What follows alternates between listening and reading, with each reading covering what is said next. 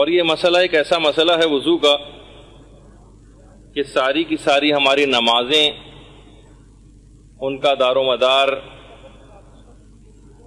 اس وضو ہی پر ہے. نمازوں کی قبولیت کا مسئلہ بھی بعد میں شروع ہوتا ہے. اس کے لیے ضروری ہے کہ پہلے انسان کا وضو ٹھیک ہو جائے. جب وضو ٹھیک ہو جائے گا اور نمازیں ٹھیک ہو جائیں گی تو پھر اسی قبولیت کا مرحلہ شروع ہوتا ہے. تو اچھی طرح سے وضو کے احکام آپ کو سیکھ لینا ہے تاکہ اس کے بعد پھر نمازوں کے سلسلے میں کوئی پریشانی نہ رہے. کیونکہ اگر کسی شخص کو یہ بات پتہ چلے کہ میں اپنی ساری زندگی کی نمازیں غلط وضو سے پڑھتا رہا ہوں تو زیادہ تر حالات میں اس کو اپنی تمام نمازوں کی تکرار دوبارہ کرنا ہوتی ہے، چاہے وہ نمازیں ٹھیک پڑھتا رہا ہو. لیکن کیونکہ وضو اس کا ٹھیک نہیں تھا تو اس وضو کے باطل ہونے کی وجہ سے اس کی ساری نمازیں بھی باطل شمار ہوں گی، اور چاہے 50-60 سال تک ایسا پڑھتا رہا ہو تب بھی اس کو صحیح وضو کے ساتھ دوبارہ نمازیں پڑھنا ہوتی. اچھا، اب دیکھیے وضو کو کہا جاتا ہے کہ نماز کی چابی، اور اس کے اتنے فائدے ہیں جس کی طرف لوگوں کی اتنی توجہ نہیں ہے. سب سے اہم بات یہ ہے کہ اس سے عمر بہت طویل ہو جاتی. بہت ساری باتیں ایسی ہیں جن سے عمر طویل ہوتی، جن میں 3 باتیں سر فہرست ہیں. ایک تو یہ کہ انسان نماز شب کا پابند ہو، اس سے عمر بہت طویل ہوتی. گناہوں سے اپنے آپ کو دور رکھے، گناہوں سے دوری سے بھی عمر طویل ہوتی.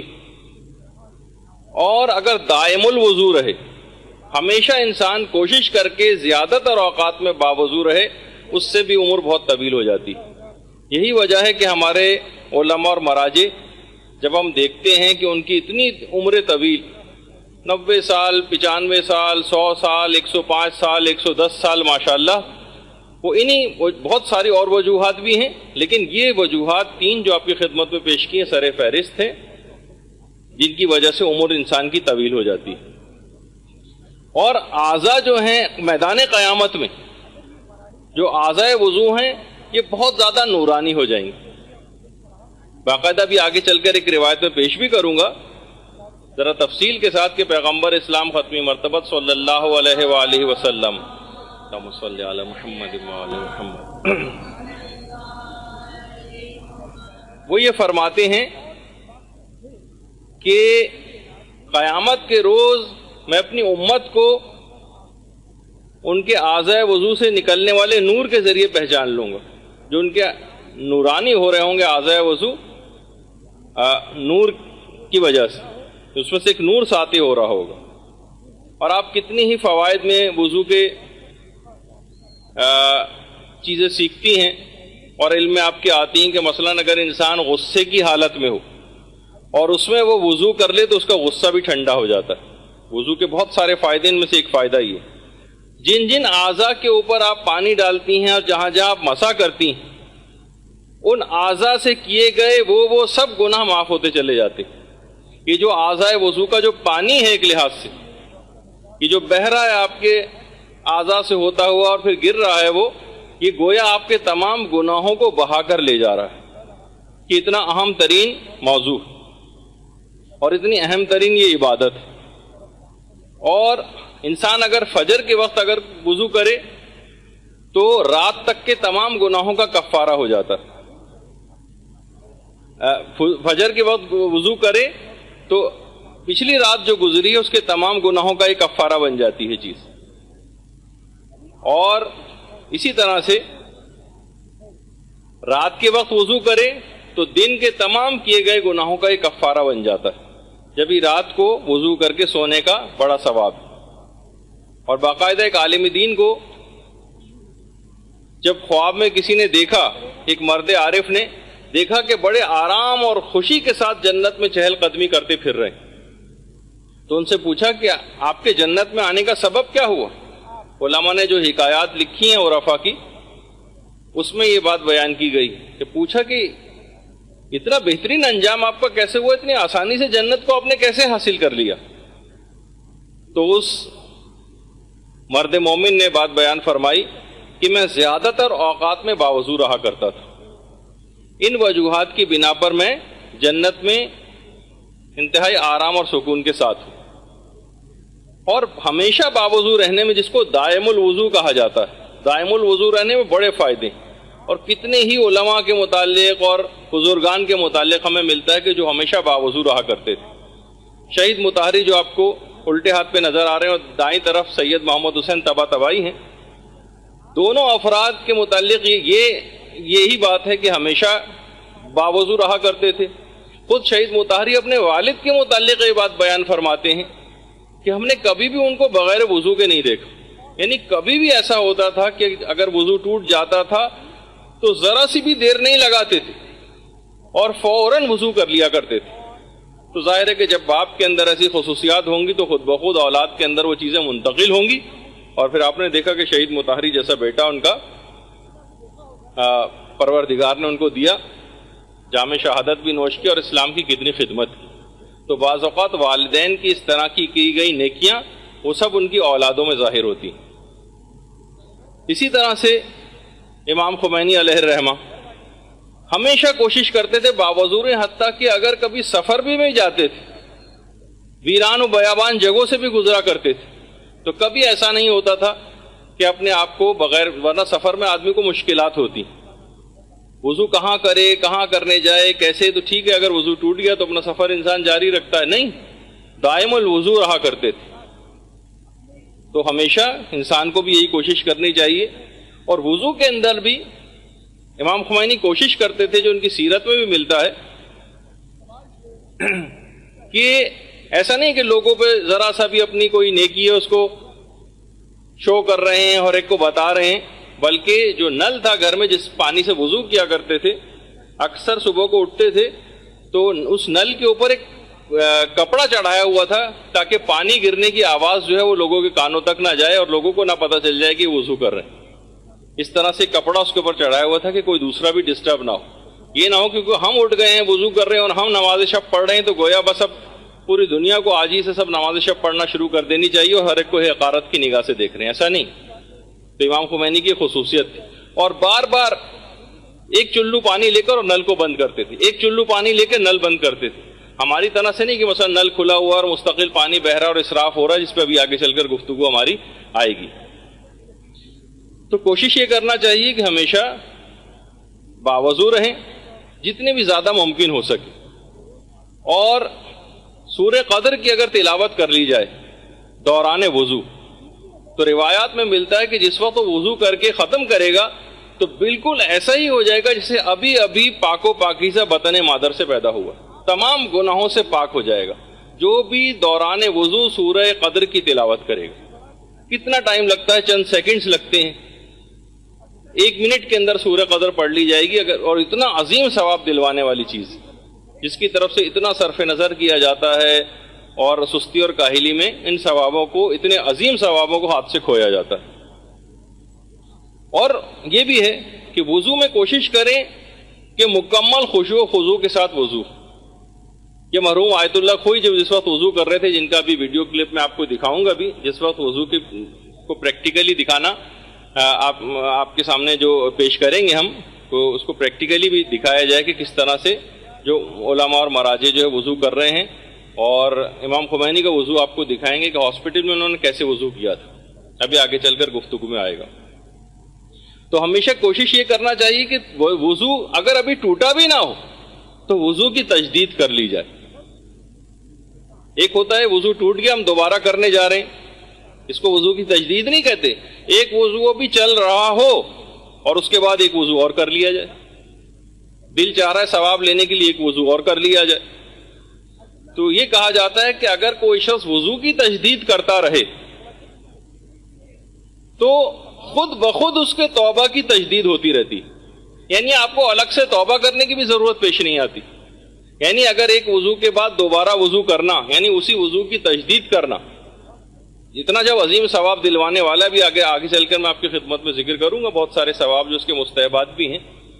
اتنا عظیم جب ثواب دلواتے تو انسان کے دل میں ایک لالچ پیدا ہوتا ہے، تما پیدا ہوتی کہ میں بھی اس بلند مقام کو حاصل کروں اور زیادہ سے زیادہ زیادہ راہ کو اکٹھا کر کے لے کر جاؤں، کیونکہ ہمیشہ ہمیشہ کی زندگی وہاں گزارنی ہے مجھے۔ تو تجدید وضو اگر کوئی شخص کرتا رہے تو اس کا ایک فائدہ یہ آپ کو ملے گا کہ آپ کی خود بخود توبہ کی تجدید بھی ہوتی رہے گی۔ بہت سے حالات میں ہم توبہ سے غافل ہو جاتے ہیں، کوئی بہت بڑا گناہ ہو گیا، پشیمانی ہوئی تو توبہ کر لی، ورنہ عمومی زندگی کتنے گناہ ایسے ہیں جو ہم کرتے چلے جا رہے ہیں اپنی جہالت کی وجہ سے، اور ہم کو احساس بھی نہیں ہوتا کہ ہم کتنے گناہ کر رہے ہیں۔ کبھی انشاءاللہ اس پہ بھی کہ بہت سے گناہوں کی طرف جس پر ہماری توجہ نہیں ہوتی، ان کی فہرست بھی آپ کے سامنے پیش کریں گے۔ تو خود بخود آپ کی توبہ کی تجدید ہوتی جاتی ہے اس وضو کے ذریعے، اس وضو تجدیدی کے ذریعے۔ اور اگر رات کو سونے سے پہلے آپ وضو کریں گی تو آپ کا بستر مسجد کے حکم میں شمار ہوگا۔ ایسے ہی جیسے آپ مسجد کے اندر اپنے اس وقت کو گزار رہی ہیں، 6 7 8 گھنٹے جو آپ سو رہی ہیں، مستقل مسجد میں رہنے کا ثواب ملے گا آپ، اور پوری رات جاگ کر عبادت کرنے کا ثواب ملے گا جبکہ آپ اس بستر پر سو رہی ہوں۔ اور یہ بھی بہت سی روایات میں ملتا ہے، البتہ یہاں اس کی کریکشن کر دی جائے کہ بہت سی روایات میں کہ کھانا کھانے سے پہلے وضو کرنا غربت کو دور کرتا ہے۔ وہ اگر کوئی شخص کھانا کھانے سے پہلے وضو کر لے تو ہر وقت ہم نے کہا وہ تو ثواب ہے، لیکن یہاں پر اس وضو سے مراد ہاتھوں کا دھونا ہے، ہاتھوں کا دھونا، کیونکہ وضو معنی بھی دھونا ہے۔ تو وہاں پر اس جو کھانا کھانے سے پہلے وضو کا جو روایت میں تذکر آیا ہے وہ اصل میں ہاتھ دھونے کے معنوں میں آیا ہے، نہ کہ اصلاً وضو کے معنوں میں۔ لیکن کوئی حرج نہیں، جب ہر وقت وضو ہو سکتا ہے تو کھانا کھانے سے پہلے بھی اگر کوئی شخص کرنا چاہے، کھانے کے بہت سے مضر اثرات کو ختم کرنے کے لیے برکتیں آپ پر نازل ہوں گی۔ بہت ساری چیزیں ہم غذاؤں میں ایسی کھا جاتے ہیں، جیسے ملتا ہے سورہ قریش اگر پڑھ لی جائے کھانوں پر تو کھانے کے مضر اثرات زائل ہو جاتے ہیں۔ تو اسی طریقے سے اگر وضو کر لیا جائے اس سے پہلے، ورنہ اصلاً حکم تو ہاتھ دھونے ہی کا ہے، تو یہ دماغ میں رہے بہرحال۔ اچھا، وضو میں خاص طور پر یہ بات یاد رکھیں کہ وضو کے پانی میں اسراف نہ ہو۔ اسلام کو بھی پتہ ہے، دیکھیے کہ جو یہ ریسورسز ہوتی ہیں نا، ملک کے جو مختلف ریسورسز ہیں کہ جناب پانی کی کمی واقع ہو رہی ہے اور یہ کمی واقع ہو رہی ہے اور وہ کمی واقع ہو رہی ہے، اسی وجہ سے اسلام کب سے 1400 سال سے اسلام نے حکم دے رکھا ہے اس کا کہ چاہے اب پانی آپ کے پاس وافر مقدار میں دستیاب بھی ہو تب بھی ایک خاص مقدار میں وضو کرو، اس سے زیادہ پانی مت بہاؤ۔ مرزا جواد تہرانی ہمارے ایک عالم گزرے ہیں، اب تو خیر انتقال ہو چکا ہے، آیت اللہ مرزا جواد تہرانی نام ہے، مرزا نہیں میرزا، میم یہ رے زے الف، مرزا جواد تہرانی۔ ان کے متعلق یہ بات ملتی ہے کہ مرزا جواد تہرانی اپنے وضو کا میں استعمال شدہ پانی، اول تو اتنا پانی استعمال کرتے تھے فقط کہ جتنا مستحب ہے، بھی آگے چل کر آئے گا کہ 1 مد پانی، کتنا کم پانی، 750 گرام، جس کو کیلکولیشن ابھی آگے چل کر اس کا ذکر ہوگا۔ اور وہ پانی بھی جمع کر لیتے تھے، اور وہ پانی جمع کرنے کے بعد پودوں کے اندر ڈالا کرتے تھے۔ اس پانی کو بھی میں کیوں ضائع کروں، یہ کیوں گٹر کے اندر اس پانی کو بہاؤں میں، اس پانی کو بھی استعمال کر لیا جائے اچھے مقصد میں، پودوں کے میں پانی ڈال دیا کرتے تھے۔ یہی مرزا جواد تہرانی اتنے بزرگ ہونے کے بعد بھی میدان جنگ میں اور میدان جہاد میں بھی فوجی لباس پہن کر جاتے تھے، انتہائی بزرگ، کمر جھکی ہوئی، جس طرح شبیب شاکری کے متعلق ملتا ہے کہ امام حسین علیہ الصلوۃ والسلام کے صحابی، اللہم صلی علی محمد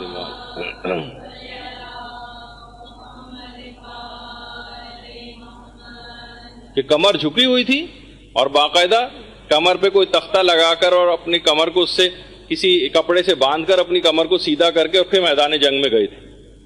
اور جا کر یزیدی فوج کو للکارا تھا، اور اپنے تمام زرہ اور جتنے بھی لباس ہے وہ بھی اتار کے پھینک دیے تھے کہ آؤ اور آ کر مجھ سے مقابلہ کرو۔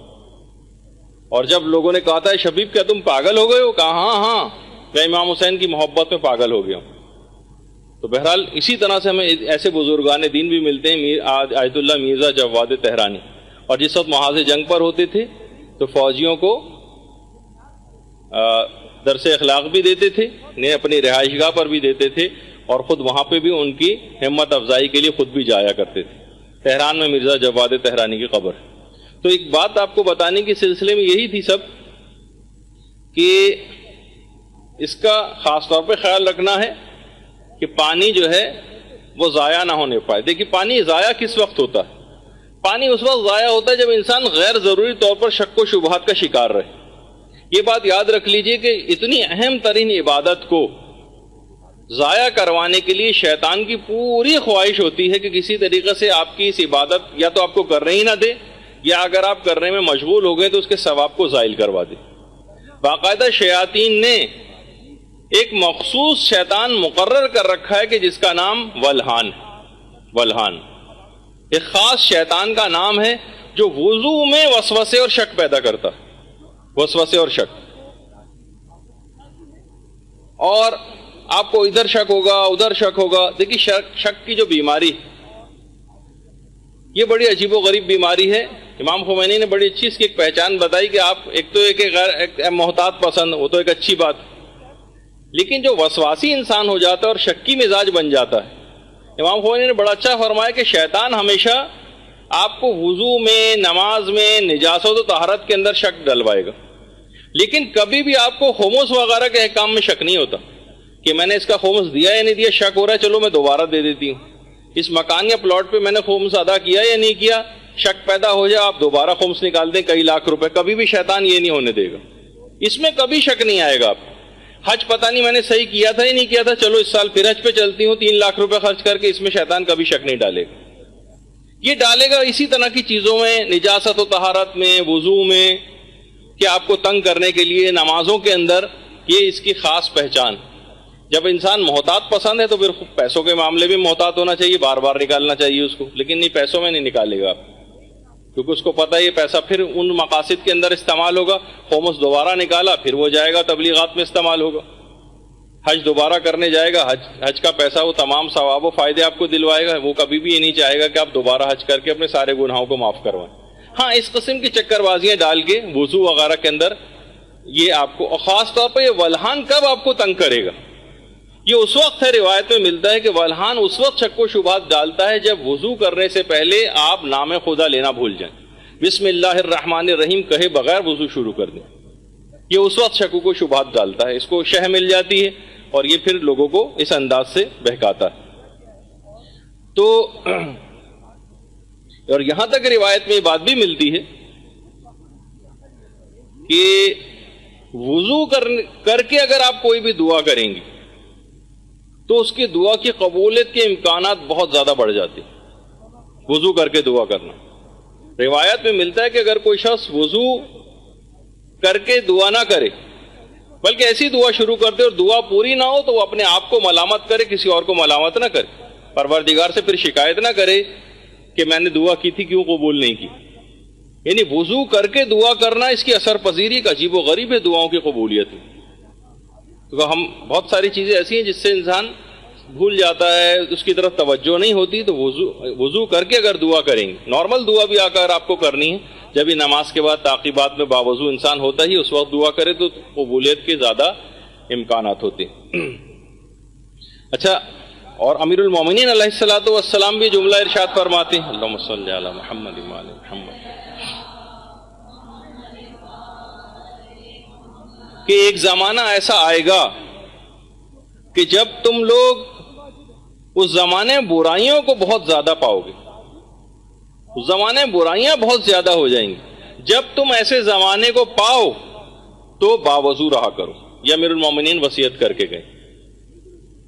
اور وہ زمانہ کیونکہ آ گیا ہے، ہر وقت گناہوں میں انسان گرفتار رہتا ہے، تو لہٰذا مرد مومن کو، بندہ مومن کو چاہیے کہ وہ اکثر اوقات میں کوشش کر کے باوضو رہے کہ بہت زیادہ گناہوں میں مبتلا ہونے کے امکانات، یعنی سیکنڈز کے اندر مواقع. پہلے زمانے میں دیکھیے اتنے مواقع نہیں ہوا کرتے تھے، برائی کی جگہوں پہ جانا پڑتا تھا. لوگوں کی اس طرح سے بیٹھکیں اور وہ سب کچھ نہیں ہوتی، مخصوص جگہوں پہ جانا پڑتا تھا اس کے لیے. لیکن کیا ہے کہ اب وہ تمام چیزیں، برائی کی سب چیزیں گھروں میں آ گئیں، ٹی وی کی صورت میں آ گئی ہیں، ڈش اینٹینا کی صورت میں آ گئی ہیں، موبائل کی صورت میں آ گئی ہیں، کتنی صورتوں میں موجود ہو گئیں. تو انسان کوشش کر کے زیادہ تر اوقات میں باوضو رہے. اور خاص طور پر خواتین کے اعتبار سے ایک بات اور، کہ خاص طور پر حاملہ عورتیں اور بچوں کو دودھ پلانے والی عورتیں تو زیادہ تر اوقات میں کوشش کر کے باوضو رہیں. یہ بہت عجیب و غریب اثرات بچے کے اوپر ڈالتی ہیں یہ چیزیں، بہت عجیب و غریب اثرات. تو ملتا ہے ایک آیتوں میں کہ ہمارے اتنے بڑے عالم گزرے شیخ مرتضیٰ انصاری، ان کی جو کتابیں ان کو پڑھے بغیر کوئی شخص مجتہد بھی نہیں بن سکتا. حوزہ ہے علمیہ میں ان کی کتابیں پڑھائی جاتی ہیں. شیخ مرتضیٰ انصاری،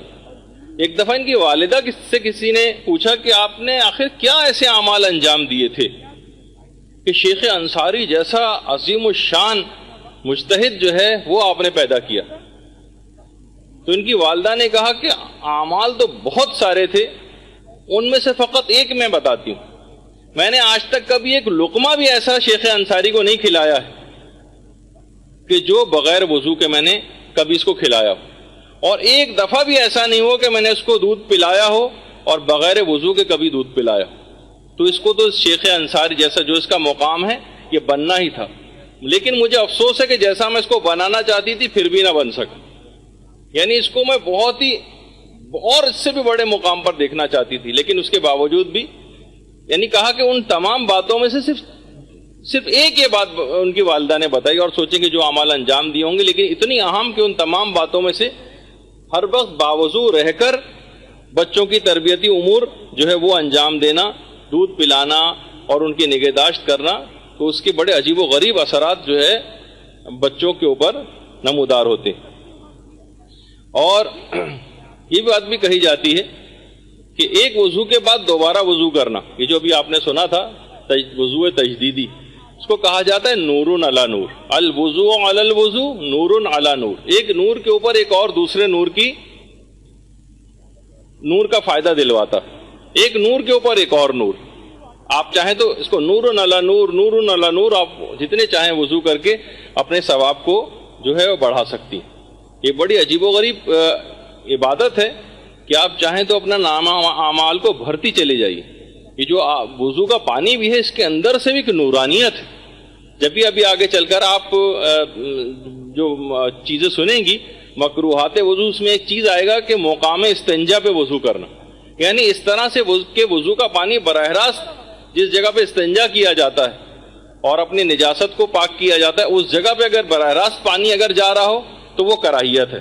اس کو کراہیت اسی وجہ سے کہ اس پانی کے اندر ایک خاص نورانیت پیدا ہو گئی. تو بہرحال اس کو خیال رکھنا چاہیے. اور وضو کا ایک یہ بھی فائدہ ہے کہ انسان وضو کرنے کے بعد مختلف کاموں امور کو انجام دینے کے لیے اس کی سستی اور کاہلی بالکل دور ہو جاتی، سستی اور کاہلی اس کی، اور انسان مستعد ہو جاتا ہے کہ اپنے کاموں کو بہترین طریقے سے جو ہے وہ انجام دے. اور سستی اور کاہلی جو سب سے زیادہ مسئلہ آج کل کے نوجوانوں کا بھی ہو گیا ہے کہ سستی اور کاہلی کے اندر اپنے زیادہ تر وقت کو اس انداز سے گزار دیتے. اور ایک چیز اور جو اس کا بہت ہی زیادہ فائدہ دلوانے والی ہے، تو آپ نے سن ہی لیا کہ شکم مادر میں جو بچہ ہوتا ہے وہ تو عجیب و غریب اس وضو کے اثرات اپنے اوپر لیتا ہے اور اس کی روحانیت ڈیولپ ہوتی چلی جاتی. دیکھیے بہت سارے کرنے والے اعمال ایسے ہیں کہ انشاءاللہ تربیت اولاد کی گفتگو جب ہماری آئے گی اس وقت میں ان باتوں کو ذکر کروں گا کہ جو حاملہ مائیں ہوتی ہیں وہ کون کون سے ایسے اعمال انجام دیں کہ جس کے متعلق یہ بات کہی جاتی ہے. علماء بیان فرماتے ہیں کہ اگر اس نے وہ اعمال انجام دے دیے تو اب انشاءاللہ یہ پیدا ہونے والا بچہ اپنے زمانے کے امام کا سپاہی بنے گا بڑا. اللہم صلی علی محمد و آل محمد.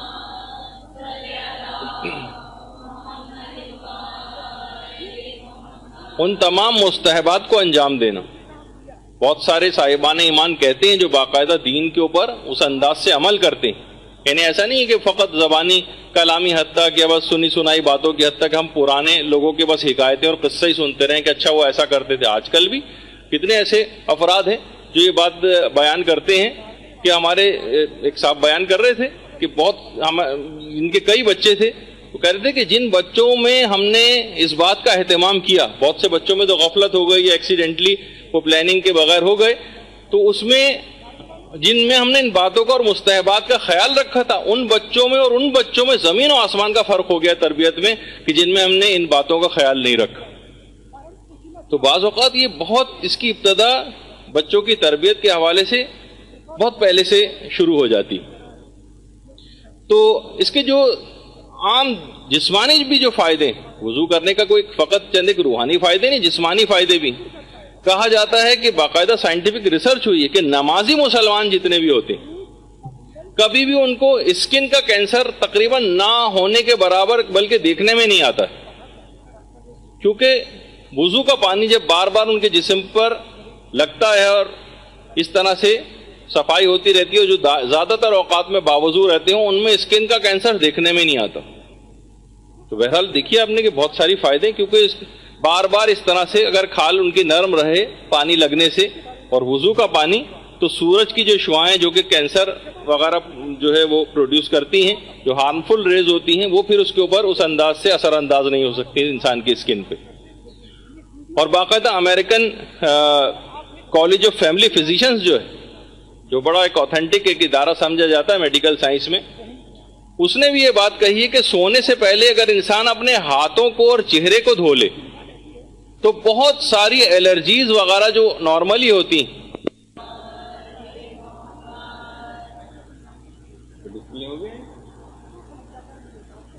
تو وہ یہ کہتے ہیں کہ اگر سونے سے پہلے انسان باوضو ہو جائے، اپنی وہ تو یہ نہیں کہتے، اگر سونے سے پہلے انسان اپنے ہاتھوں کو اور چہرے کو دھو لے پانی سے تو بہت ساری الرجیز، مثلا استھما اور جو اور مختلف الرجیز ہوتی ہیں اس سے انسان بچ سکتا ہے. اور یہی اسلام کا حکم بھی ہے، سونے سے پہلے اپنے آپ کو باوضو رکھنا. یہ اسلام نے 1400 سال سے اس کا حکم دے رکھا ہے. تو بس یہ کہ ہم پریکٹس نہیں کرتے، ورنہ جسمانی فائدے بھی اس کے بہت زیادہ ہیں. اچھا، اسی طرح سے خود پیغمبر اسلام بہت زیادہ تاکید کرتے تھے، اللہم صلی علی محمد وآل محمد،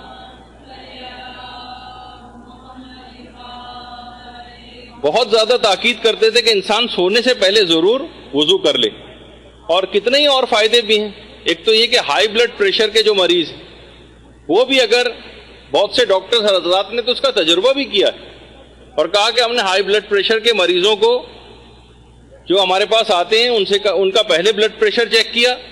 اور اس کے بعد ان کو وضو کروایا، اور اس کے بعد کچھ دیر بعد ان کا ہم نے بلڈ پریشر چیک کیا تو ان کا بلڈ پریشر کم ہو گیا. تو یہ خود اگر انسان بار بار وضو کرتا رہے، بار بار وضو کرتا رہے، تو اس کا مطلب یہ کہ اپنے بلڈ پریشر کو بھی، یعنی جسمانی بہت ساری بیماریوں کو بھی کنٹرول میں رکھ سکتا. اسی طرح سے بہت سارے نفسیاتی امراض ایسے ہوتے ہیں، بہت سارے ڈپریشن کے مثلا مریض اس طرح کے ہوتے ہیں. باقاعدہ مغربی جرمنی میں ایک تجربہ کیا گیا تھا اور 2 گروپس بنائے گئے تھے پیشنٹس کے کہ جن کو ڈپریشن وغیرہ کا مرض تھا. تو اور اس کے بعد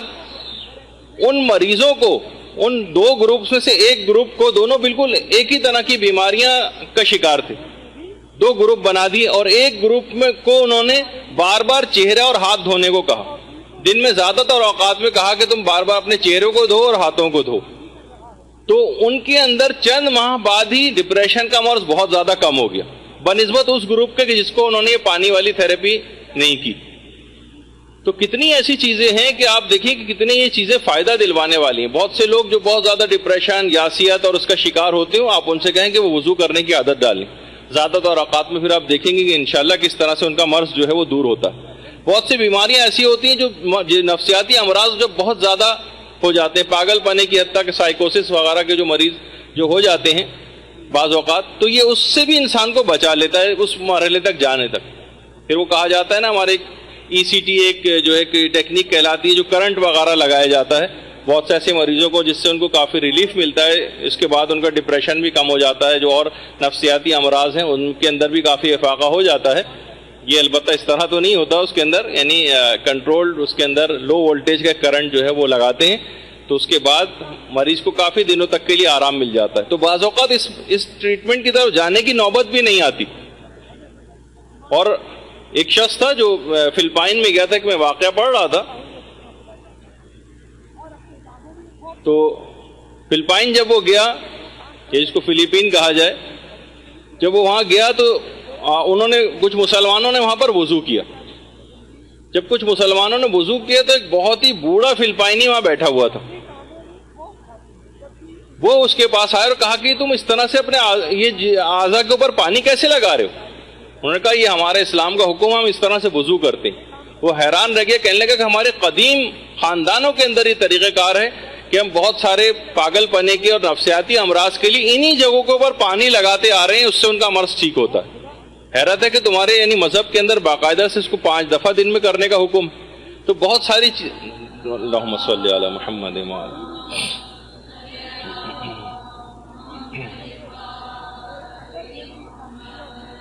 تو بہرحال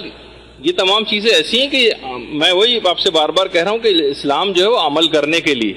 یعنی ایسا نہیں ہے کہ بس یہ کتابوں کے حد تک ہم بہت ساری چیزیں پڑھ لیں، ہم اس کو جب تک اس کے اثرات کو مشاہدہ نہیں کریں گے، اپنے اس پہ عمل نہیں کریں گے، جب تک کیسے ہمیں چیزیں اس کی جو ہے اسلام کی جو ہے وہ لوگوں کے اوپر آشکار ہوں گے۔ اور دائم الوضو رہنا کا ایک فائدہ یہ بھی ہمیشہ کہ یہ انسان کے تمام غم و ہم کو دور کر دیتا ہے۔ یہی ابھی جیسے کہ آپ کا ڈپریشن کو، جو غم آپ کے اندر پائے جاتے ہیں، بہت سی چیزوں پہ جھنجھلاہٹ ہوتی ہے، بہت سی ہماری زندگی میں ناہمواریاں ہوتی ہیں، وہ سب کی سب انسان کا جو دماغ کے اوپر جو اثر انداز ہوتی ہیں اس کو وضو کنٹرول کر لیتا ہے۔ اور ایک اور بات کہ صرف یہی نہیں، ظلم سے بھی انسان کو نجات دلاتا ہے۔ ظلم سے آج کل مظالم کتنے زیادہ بڑھتے چلے جا رہے ہیں، کتنے زیادہ ظلم ہوتے جا رہے ہیں۔ آپ آج کل بھی نظر آتا ہے ہمیں کہ لوگوں کو پینے کا پانی دستیاب نہیں، کہیں زمین پہ بھی پانی پڑا ہوا نظر آئے تو وہ بھی اتنی زیادہ، بہت سارے اسلامی ملکوں کے اندر یہ صورتحال۔ تو بہرحال یہ سب چیزیں ایسی ہیں، لیکن ظلم جو ہے وہ بڑھتے چلے جا رہے ہیں۔ اور ظلم کا ایک یہ بھی کہ جب ظلم اس انداز سے، جیسے کہ کتنے ہی ہمارے اس کے اوپر مظالم بڑھتے چلے جا رہے ہیں، بحرین کے اندر دیکھیں کیسے مظالم ہو رہے ہیں، دوسرے ممالک کی افواج آ کر، اور کتنا ظلم و بربریت کا بازار جو ہے وہ گرم کر رکھا ہے، اور کھلم کھلا غنڈہ گردی اور دہشت گردی کا بازار تقریباً ہر جگہ پر جاری ہے۔ تمام مسلمانی اسلامی ملکوں کے اندر ہم یہی نظر میں، بلکہ کمزور قومیں کہیں پر بھی ہیں، چاہے ان کا اسلام سے بھی تعلق نہیں، ان کے بھی حقوق کس طرح سے پائمال کیے جا رہے ہیں۔ تو بہرحال ایک عالم کو جب یہ بات پتہ چلی کہ ظالم کے ہرکارے انہیں گرفتار کرنے کے لیے آ رہے ہیں، تو وہ انہوں نے بھی پیغام ایک لحاظ سے دیا کہ جس شخص نے آ کر کہا تھا کہ جو بادشاہ ہے وہ آپ کو قتل کرنے کا پورا ارادہ کر چکا ہے، انہوں نے کہا اچھا، میں بھی وضو کر کے ابھی تیاری کرتا ہوں۔ بادشاہ کو جب اطلاع ملی کہ وہ وضو کر کے تیاری کر رہے ہیں کسی طرح کی، بادشاہ ڈر گیا اور اپنے ان تمام قاتلوں جو بھیجے ہوئے تھے ان کو قتل کرنے کے لیے انہیں واپس بلا لیا۔ تو ظلم سے بھی انسان کو باوضو اگر ہم رہیں زیادہ تر حالات میں، تو بہت سے ظالموں کا بھی ہم پر ہو سکتا ہے کہ اس انداز سے وہ اثر انداز نہ ہو سکتے، اور ایک حصار سا ظالموں کے خلاف جو ہے وہ ایک ابھر کے آ جاتا ہے۔ مصر کے بادشاہ نے جب حضرت سارہ کو طلب کیا تھا، حضرت ابراہیم کی زوجہ کو، مصر کے بادشاہ نے حضرت سارہ کو، یہ حضرت سارہ علیہ السلام کی قبر مبارک ہے، حضرت ابراہیم کی زوجہ، اللہم صلی علی محمد وآل محمد۔ یروشلم سے 20 کلومیٹر شمال مغربی حصے میں ہیبرن کے نام سے جو جگہ ہے، جس کو عربی میں الخلیل کہا جاتا ہے اسرائیل میں، وہاں پر حضرت سارہ کی قبر۔ تو حضرت سارہ کو جب مصر کے بادشاہ نے طلب کیا تو آپ اسی وقت وضو کر کے نماز کے لیے کھڑی ہو گئی، روایت میں ملتا۔ اور اس وضو کر کے، یعنی وضو اور نماز سے سارہ نے مدد لی، اور اس وضو کر کے نماز پڑھنے کے نتیجے میں روایت میں ملتا ہے کہ اس بدکردار بادشاہ کو زمین نے حکم خدا سے پکڑ لیا، اور اس ظالم کو اسی وقت سزا ہو گئی۔ تو بہرحال آپ نے دیکھا کہ حضرت سارہ کا اس انداز سے وضو کر کے وضو اور نماز سے مدد لینا یہ ثابت ہے روایتوں میں۔ تو ہم پہ بھی کوئی مصیبت نازل ہو جائے، اور مصیبتیں نازل ہو ہی رہی ہیں مستقل، تو ایسے حالات میں زیادہ تر اوقات میں باوضو رہنا یہ ظالموں کے شر سے بھی انسان کو بچاتا ہے۔ تو یہ دماغ میں یہ بات رہے، اور سب مومنین کی حفاظت کی نیت سے بھی آپ، ظاہر ہے ہر کوئی آدمی بر وقت باوضو نہیں رہے گا، لیکن جن کو بھی توفیق ملی ہے وہ تمام مومنین کی حفاظت کے لیے، ان ظالموں سے حفاظت کے لیے باوضو رہیں اور نیت یہ کریں کہ وضو میں تمام مومنوں مومنات کی طرف سے انجام دے رہی ہیں ان کی حفاظت کے غرض سے۔ تو انشاءاللہ آپ دیکھیں گی کہ ایک حصار سا قائم ہوگا، اور جب زیادہ تر لوگ اس پر عمل کرنے لگیں گے، کیونکہ بعض اوقات یہ ہوتا ہے روایت میں ملتا ہے، آپ سوچیں گے ایک صرف ہمارے کرنے سے پوری قوم کیسے فائدہ اٹھا سکتی ہے؟ جی ہاں، بعض اوقات روایت میں ملتا ہے کہ پوری امت کی توبہ کے لیے فقط ایک شخص کا استغفار بھی کافی ہو جاتا۔ اگر ایک شخص صدق نیت سے پوری ملت کے لیے استغفار کر لے تو پوری قوم کے گناہ معاف ہو جاتے ہیں فقط ایک شخص کے استغفار کے نتیجے میں۔ تو اسی طرح سے اگر آپ اکیلے وضو کر لیں گے، کسی ایک کوئی شخص بھی وضو کر لے تو پوری امت کو فائدہ دلوا سکتا۔ اور روایت میں ملتا ہے باقاعدہ حضرت بلال حبشی، یہ حضرت بلال حبشی کی قبر ہے دمشق میں، درود بھیجیے محمد والے۔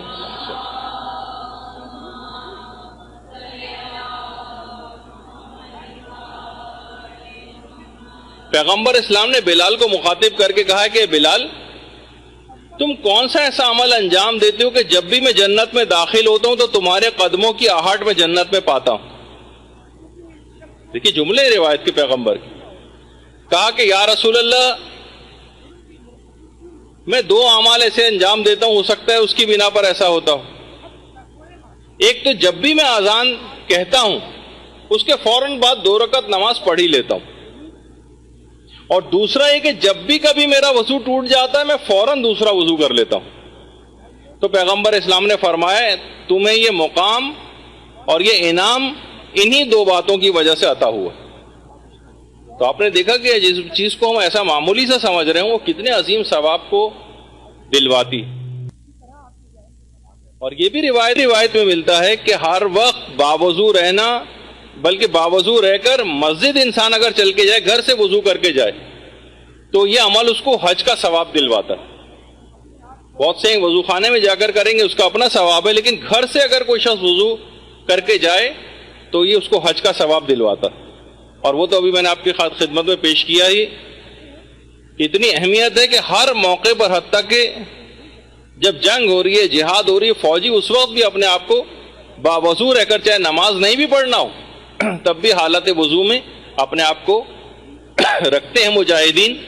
تاکہ اس حالت میں ان کو شہادت کی موت آئے جس وقت وہ وضو کی حالت میں بھی۔ اور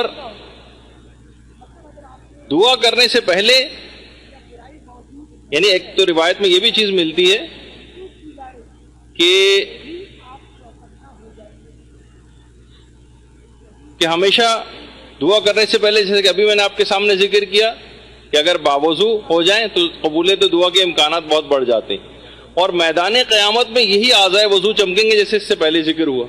پیغمبر یہ جملہ ارشاد فرماتے ہیں کہ میدان قیامت میں سب سے پہلے مجھے سجدہ کرنے کی اجازت دی جائے گی، سب سے پہلے، اور سجدے سے سر اٹھانے کی اجازت بھی مجھے ہی سب سے پہلے دی جائے گی۔ پیغمبر قیامت میں آنے کے بعد سب سے پہلا سجدہ بھی پیغمبر ہی کریں گے، اور سجدے سے سر بھی سب سے پہلے ہی اٹھائیں گے۔ پھر پیغمبر نے فرمایا کہ میں چاروں طرف جو تمام انبیاء کی امتیں ہوں گی ان میں اپنی امت کو میں سب سے پہلے پہچان لوں گا دوسروں کی امتوں سے، دوسرے انبیاء کی امتوں سے۔ لوگوں نے کہا کہ یا رسول اللہ، حضرت نوح سے لے کر اور اتنے بعد میں آنے والے لوگوں تک کیسے کس طرح سے آپ اپنی امت کو پہچانیں گے؟ تو پیغمبر نے فرمایا میری امت کے چہرے اور ہاتھ اور پاؤں وضو کے اثرات سے سفید ہو رہے ہوں گے، اور یہ شرف صرف میری امت کے علاوہ کسی اور امت کو حاصل نہیں ہوگا کہ اعضائے وضو، اللہم صلی علی محمد وآل محمد۔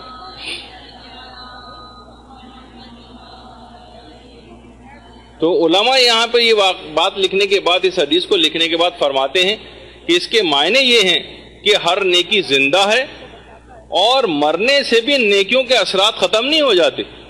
بلکہ آپ نے دیکھا کہ مرنے کے بعد بھی وہ اعضائے وضو نورانی رہتے، نورانی، اور یہ اعضائے وضو قیامت کے میدان میں چمکیں گے، جس سے پیغمبر اپنی امت کو دیگر انبیاء کی امتوں سے الگ کر کے پہچان لیں گے۔ اور 2 باتیں اس میں اور بھی تھیں، پیغمبر نے فرمائیں کہ جن کی وجوہات سے وہ اپنی امت کو پہچانیں گے، لیکن فی الحال وہ ہمارے موضوع سے خارج ہیں، جو ابھی فی الحال بیان نہیں کرنا ہے۔ علماء بیان فرماتے ہیں کہ دیکھیے 2 عبادتیں ایسی ہیں کہ جس کا صرف اور صرف کرنے والے کو علم ہوتا ہے اور پروردگار عالم کو علم ہوتا ہے۔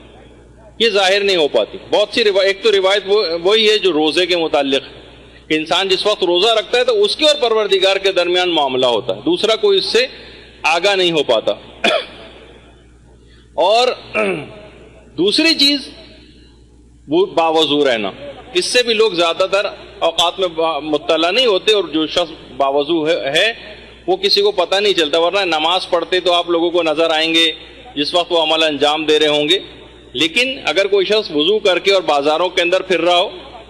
تو کسی کو کیا پتا کہ حالت وضو میں ہے, یعنی تو اس کا اور تو اخلاص کی ایک کیفیت اس کے اندر پیدا ہونے لگتی.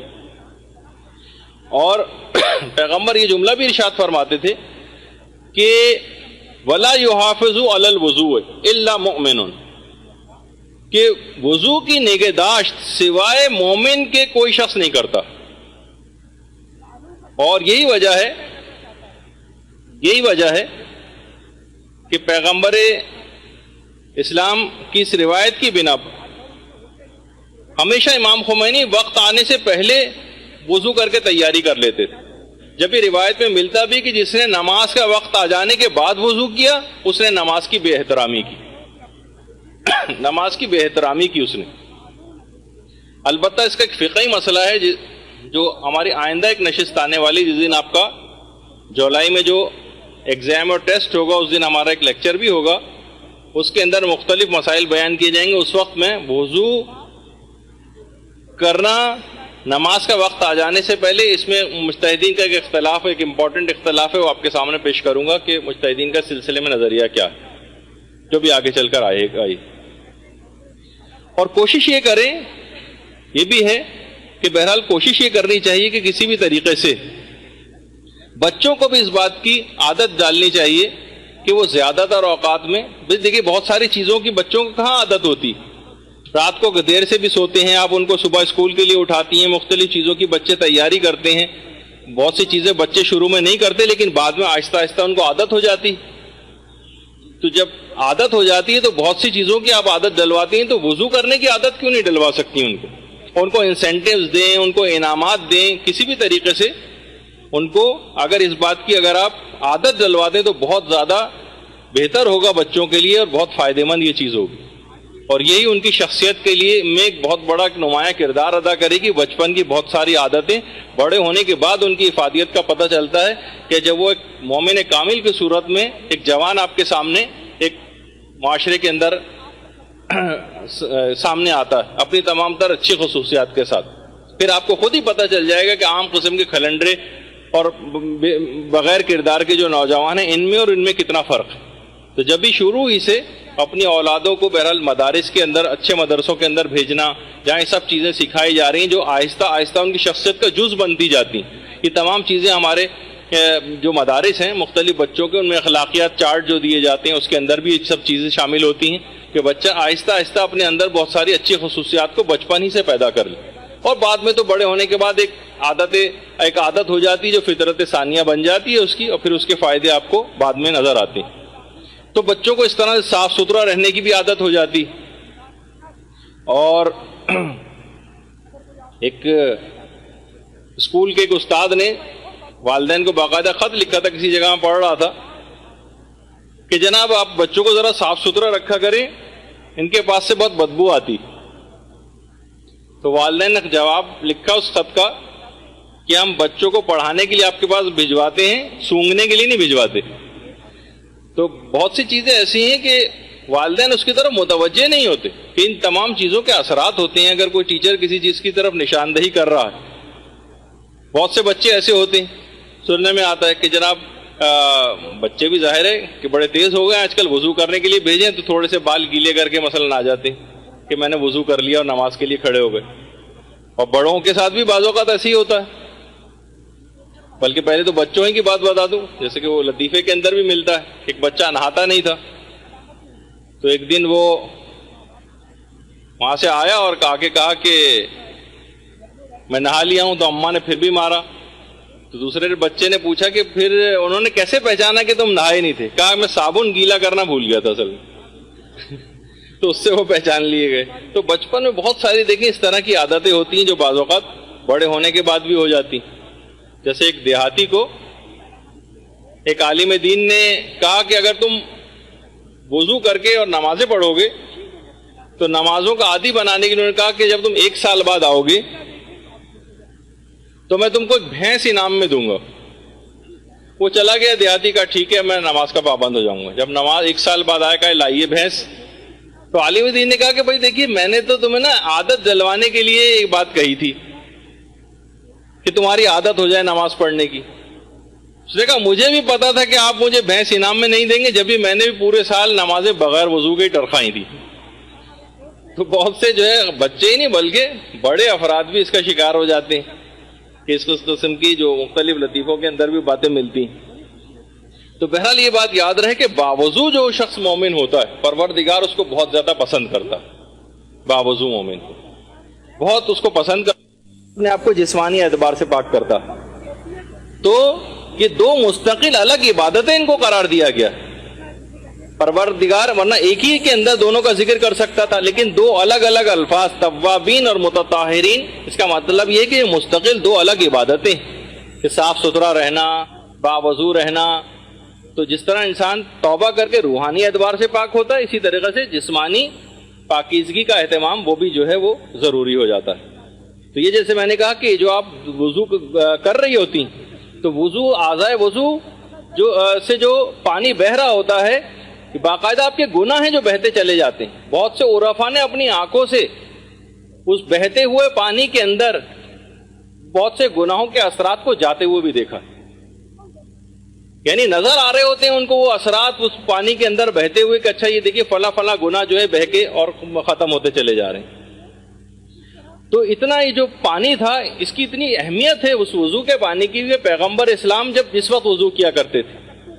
پیغمبر اسلام ختمی مرتبت صلی اللہ علیہ وآلہ وسلم, اللہم صلی علی محمد وآلہ,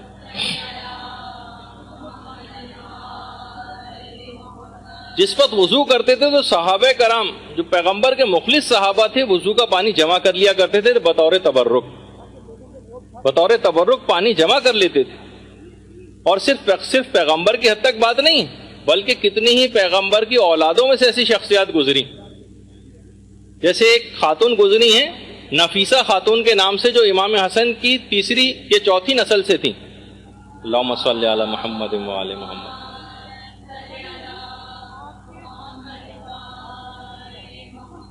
نفیسہ خاتون 145 ہجری میں ان کی پیدائش ہوئی ہے اور مصر میں ان کا مزار ہے جہاں پہ لوگ ان کی زیارت کو جاتے ہیں. ایسی خاتون تھیں کہ ہمیشہ ایک تو دائم الوضو رہا کرتی تھیں ہر وقت, اور ان کے وضو کا پانی لوگ تبرکن لے کر جاتے تھے.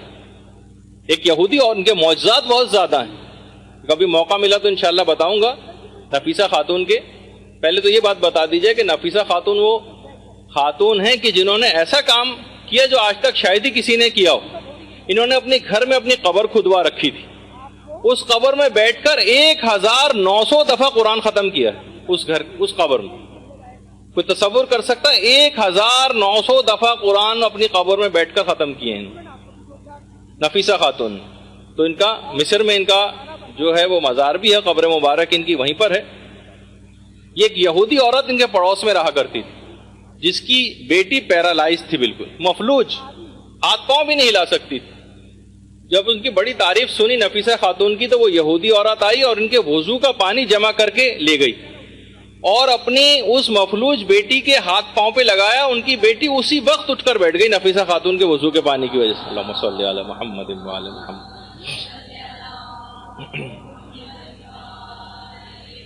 تو اس وضو کے پانی کے بڑے اثرات ہیں, یہ بڑا متبرک پانی ہوتا ہے. جبھی میں نے کہا آگے چل کر اس کا میں ذکر کروں گا کہ براہ راست مقام استنجا میں وضو کرنا, ایک اٹیچ بات کا بھی مسئلہ آئے گا, وہ بھی آگے چل کر ذکر ہوگا تو اس وقت اس کی تفصیل میں بتاؤں گا. تو پیغمبر اسلام بھی لوگوں کو وضو کر کے بتاتے تھے اور فرماتے تھے کہ یہ میرا وضو ہے, مجھ سے پہلے انبیاء کا وضو ہے, اور یہی وضو حضرت ابراہیم کا وضو بھی. حضرت ابراہیم کا اور حضرت سارہ کا وضو کر کے نماز پڑھنا کی روایت سے ثابت ہے, یعنی ان کے زمانے میں بھی اس طرح سے وضو وغیرہ ہوا کرتا تھا, روایات میں آیا. وضو کر کے جتنی بھی دعائیں مانگی جاتی ہیں, ظاہر ہے انسان نمازیں جو پڑھتا ہے وہ حالت وضو میں انجام دیتا ہے, اور نمازوں کے قنوتوں میں خاص طور پر جو دعائیں مانگی جاتی ہیں وہ بھی قبول ہو جاتی ہیں. ایک تو اس کا یہ بہت فائدہ ہے. اور اس طرح کی صورتحال ہوتی تھی کہ اتنی عظیم عبادت ہے وضو انجام دینا، جس کو ہم سرسری اور روا روی میں انجام دیتے چلے جاتے ہیں. بس گئے، نل کھولا، پانی مختلف اعضاء پہ ڈالا، نکل آئے. جبکہ ائمہ علیہم السلام کی ایسی حالت ہو جاتی تھی کہ زرد پڑ جاتے تھے. چوتھے امام کے متعلق ملتا ہے، اللہم صلی علی محمد و آل محمد.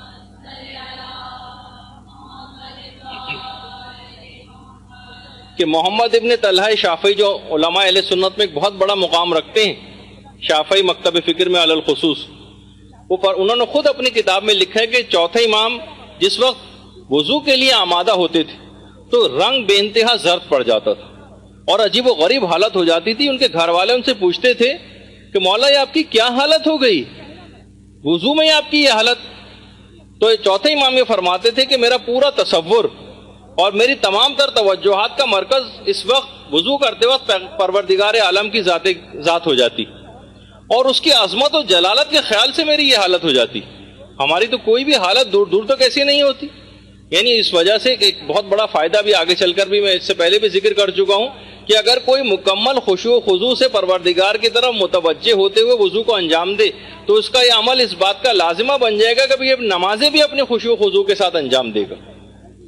یعنی آپ کا وضو میں خشوع و خضوع کرنا اس بات کا لازمہ بن جاتا ہے کہ آپ کی نمازیں بھی خشوع و خضوع کے ساتھ ادا ہوں گی، یا آپ نے پہلے سے اس کا انتظام کر لیا تھا جس وقت. یعنی نماز میں خشوع کا اہتمام وضو کے ذریعے کرنا یہ خود ایک عمل ہے جو ہمارے چوتھے امام کی سیرت سے بھی جو ہے وہ ملتا ہے.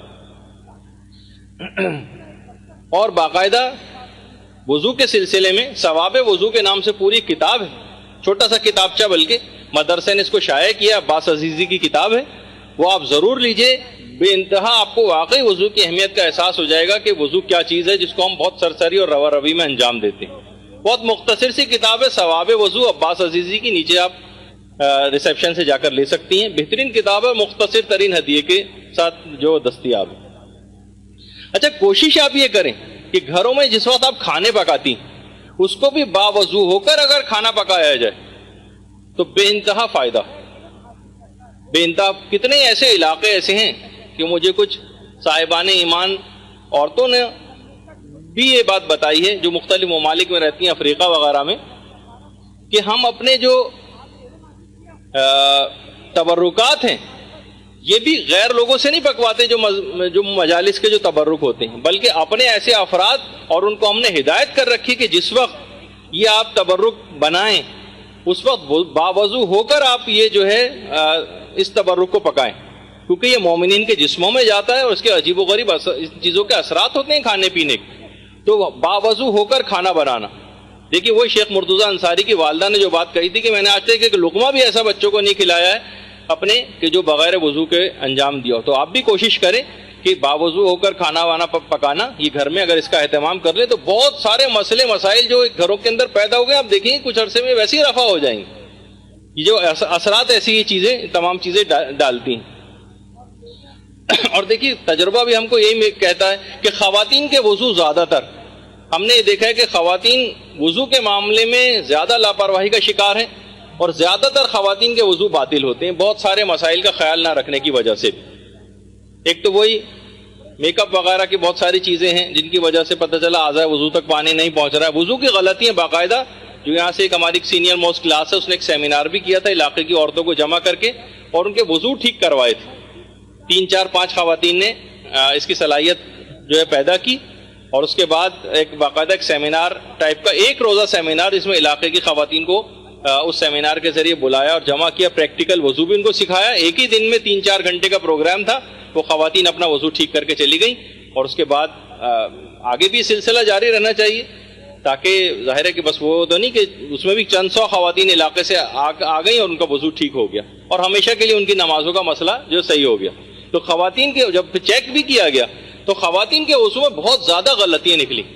بہت زیادہ غلطیاں, حالانکہ اتنی مختصر ترین عبادت ہے اور واجبات تو دیکھیں وہی 3 4 ہیں, کوئی ایسا مسئلہ نہیں, پھر بھی اتنی غلطیاں. اسی طرح سے مثلا نامحرم کے سامنے جب آگے چل کے میں اس کا ذکر کروں گا کہ عورتیں زیارات پہ جاتی ہیں, حج و عمرے پہ جاتی ہیں, بہت سارے ایسی جگہ آتی ہیں کہ جہاں پر ان کو اپنا وضو کرنا ان پر سے ساقط بھی ہوتا ہے, تیمم ان کی ذمہ داری ہوتی, لیکن کیا وہاں پر نامحرموں کے سامنے مثلا اپنے ہاتھوں کو کھول رہی ہیں وضو کے لیے، اپنے سر کو کھول رہی ہیں، اپنے پاؤں کو کھول رہی ہیں کہ جن کو چھپانا واجب ہے، اور وضو کے اندر بہت ساری غلطیاں اس انداز سے کرتی چلی جاتی ہیں، جبکہ نامحرم ان کو دیکھ رہے ہوتے ہیں۔ چھپ کے خواتین کو اس انداز سے اپنے پردے کی حفاظت کے ساتھ کرنا چاہیے، اور اس کا فقہی حکم اپنے مقام پر میں بیان کروں گا کہ اگر نامحرم کوئی سامنے موجود ہو تو بہت سارے ایسے حالات سفر میں درپیش ہو جاتے ہیں کہ جس میں مشکل ہو جاتا ہے کہ کہاں سے ہم مثلا واش رومز وغیرہ سب بھر گئے ہیں، افراد اس کے اندر ہیں، اور بس چلنے والی ہے، اور وضو کا نماز کا وقت بھی نکلا جا رہا ہے، آگے کہیں بس رکے گی بھی نہیں، اب وضو تو نہیں کر سکتے، اب پھر تیمم اس موقع پہ کیا جائے گا، تو اس کا بھی خیال رکھنا پڑتا ہے۔ اسی طرح ہم دیکھتے ہیں کہ مساجد کے جو وضو خانے، بہت سے دیندار افراد تو گھروں سے وضو کر کے آتے ہیں، کیونکہ وضو خانے میں جب جاتے ہیں تو اتنی غلطیاں دیکھنے میں آتی کہ کس کو امر بالمعروف اور نہی عن المنکر کریں، بعض اوقات تو بڑی پریشانی ہو جاتی ہے، لوگ چڑھنے لگتے ہیں، ہنگامہ آرائی ہونے لگتی ہے، اب کیا کریں؟ تو وہ پریفر اس بات کو کرتے ہیں کہ کون اس چکر میں پڑے، گھر سے وضو کر کے جاؤ۔ مساجد کے جو وضو خانے، تو جیسے کہ میں نے کہا کہ ہم لوگ پہلے ہی مرحلے پر اٹک کے رہ گئے، نمازوں کی اور وضو اور تمام عبادات کی قبولیت کا مرحلہ بعد میں آئے گا، پہلے وہ چیز صحیح تو ہو جائے۔ پتہ چلا وضو ہی صحیح نہیں ہے تو نمازیں بھی جو ہے وہ ساری کی ساری غلط ہو رہی، اور بہت سے اہم ترین کام جو ہیں ان کے لیے وضو کر کے جانا ان تمام کاموں میں آپ کو فائدہ دلوا دے گا، کامیابی ہو جائے گی۔ مثلا امتحان آپ دینے جا رہی ہیں، وضو کر کے جائیں گھر سے، مدرسے آپ آ رہی ہیں، وضو کر کے آئیں، لڑکی کے رشتے کے لیے جا رہے ہیں مثلا، وضو کر کے جائیں۔ یہ تمام چیزوں کاموں میں کامیابی کے لیے وضو کرنا یہ بہت اہم ترین چیز ہے۔ کسی جگہ کوئی جاب کے لیے انٹرویو دینے جا رہے ہیں، گھبرا رہا ہے دل کافی، پتہ نہیں ہمارا یہاں پہ ہو نہ ہو، وضو کر کے جائیں، آپ کو کامیابی ملے گی انشاءاللہ۔ اسی طرح سے کوئی بڑی بزنس کی میٹنگ ہے، ڈیل ہونے والی ہے، کوئی کسی سے کاروباری کوئی ایگریمنٹ کرنے جانے، کوئی چیز وضو کر کے جائیں، انشاءاللہ اس میں کامیابی ہوگی۔ اور اسی طرح کوئی سفر درپیش ہے، چاہے وہ زیارات کا سفر ہو، چاہے کوئی اور سفر ہو، کسی بھی جگہ جا رہے ہو، ہمیشہ کوشش کر کے باوضو رہیں۔ بچوں کو بھی اس بات کی عادت ڈالیں کہ اسکول وغیرہ بھی اگر جائیں تو باوضو ہو کر جائیں، وہ مطالب ان کو وہاں چیزیں زیادہ سمجھ میں آئیں گی، زیادہ فائدہ ہوگا۔ تو ایک اچھی چیز ہے، ایک بہت ہی زیادہ ثواب اور فائدے اور برکتیں دلوانے والی ایک چیز ہے، تو اس کا خاص طور پر خیال رکھنا چاہیے۔ برحمتک یا ارحم الراحمین، وصلی اللہ علی محمد وآلہ